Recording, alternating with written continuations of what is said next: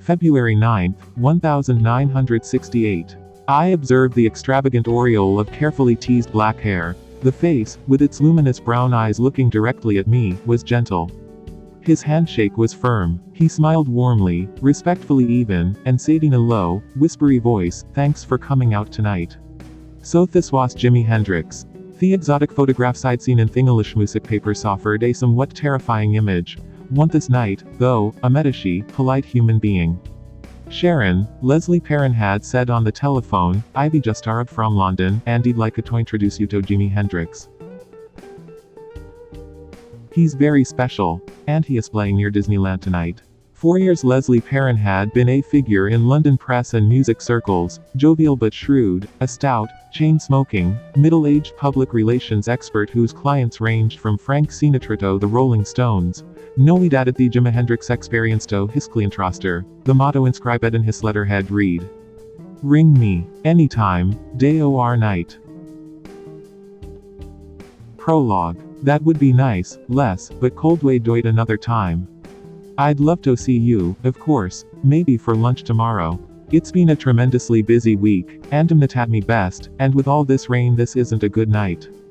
I met and interviewed celebrities, particularly major film stars, every day in my job as a fledgling reporter in the Los Angeles bureau of United Press International, a powerful news organization.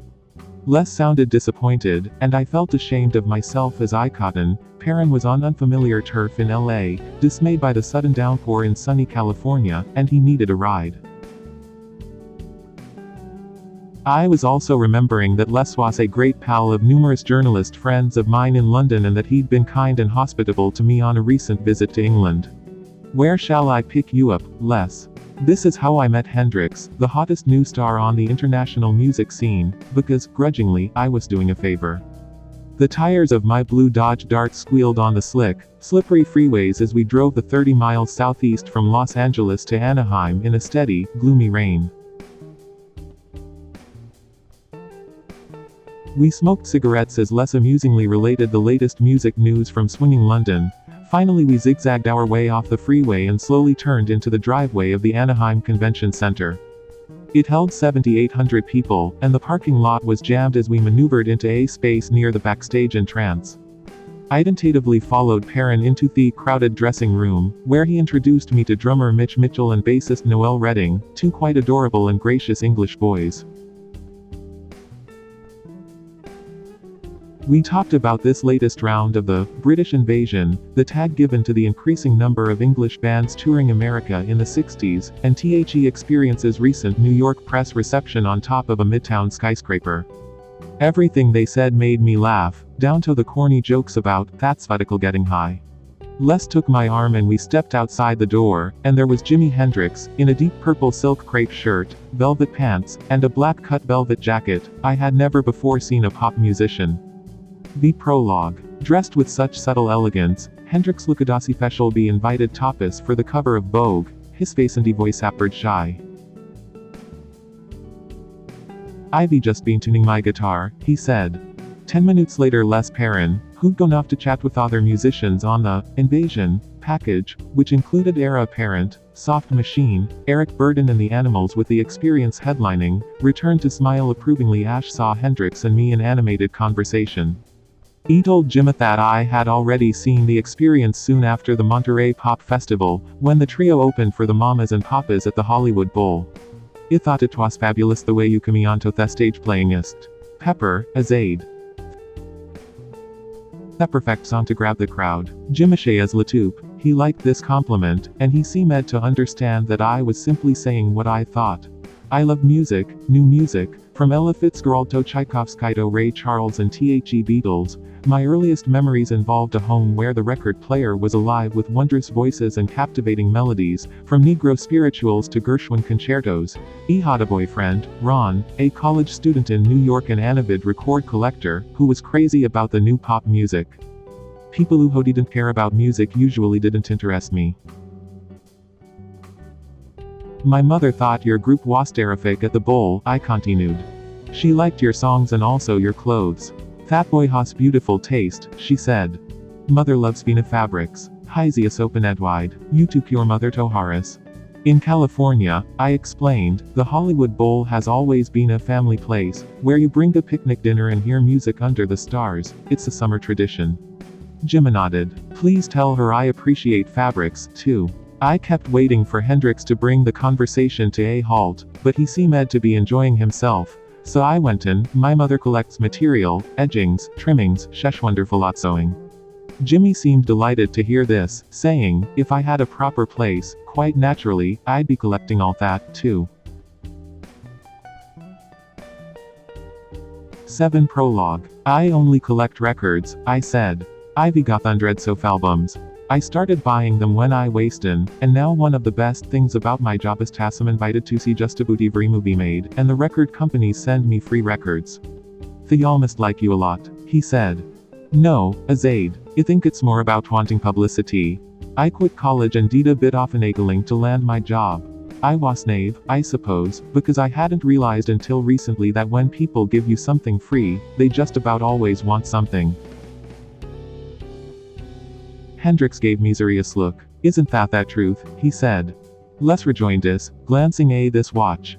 James, he said, I think you're supposed to be on stage. Hendrix smiled warmly at me. See you again. Asha hurried to the dressing room. There was Eric Burden coming from the other direction. I'd met him a couple of times before. Exuberantly, he grabbed my arm and said, come on, let's go out front. It's always so exciting when Jimmy plays. Eric had just finished warming up. 7,000 young people for the first of 2 shows that night. Most of audience was in their feet eagerly waiting for the experience. Undoubtedly a few of these kids had witnessed the riveting debut of the Jimi Hendrix experience at Monterey Pop the previous summer. The minute Hendrix made his entrance, the subdued fellow had just met turned into the most lascivious, outrageous, spectacular performer I'd ever seen. His Hollywood Bowl show seemed tame in retrospect. No, he was ravaging the guitar with his teeth, his tongue, playing it behind his back and on the floor, in a brilliant display of showmanship and sound.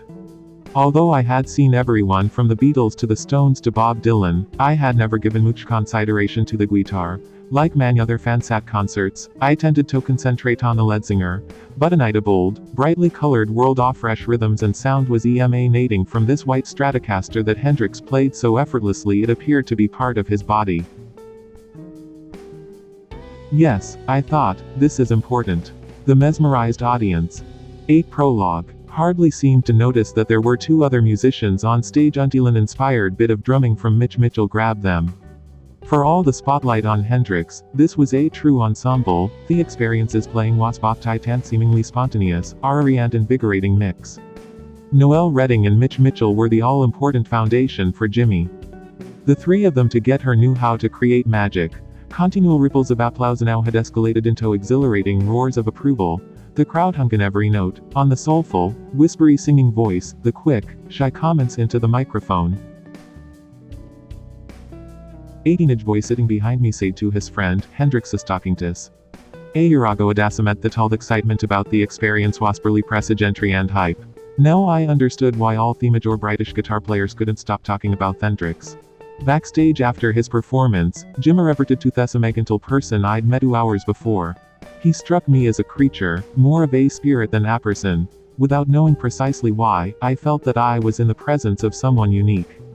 LesliePerrin murmured something odd as we drove back to Hollywood. I hope you'll get to know Hendrix. He could use a friend.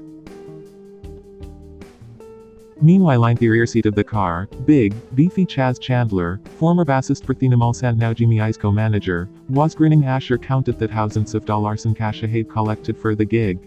The rain beat down harder, but I drove faster. I was a nervous wreck until Chandler put all that money in the hotel safe. I didn't know that LesliePerrin had given Jimmy my telephone number, so a week later I was surprised to hear from my answering service that, a Mr. Hendrix called to thank you for attending his concert. He dialed the number at this latest hotel, and when I returned the call, had hanged me again. Gee, I thought, Les must have given Mekite a build-up as someone worth knowing in L.A. Did Hendrix want to visit a movie studio or what? The other musicians I knew from England always urged me to show them where Elvis lived and take them to see the movie star Hand and Footprints at Graumanchinesa Theater. X prologue. On Hollywood Boulevard, butas we continued our conversation. Jimmy didn't seem to want anything except to talk. When I asked him about life on the road, iwasastonishedatow openly he spoke of the trouble she was facing as an instant superstar. Histonwaisens, almost desperate. The group has gotten so big so fast. I making everyone unhappy. I didn't want to overshadow anybody. I didn't know how to respond. The music world had clutched JimiHendrix's heart. His success appeared unlimited. I would have expected him to say he was on top of the world. I remember a track records advertisement of congratulations in an issue of Melody Maker several months back.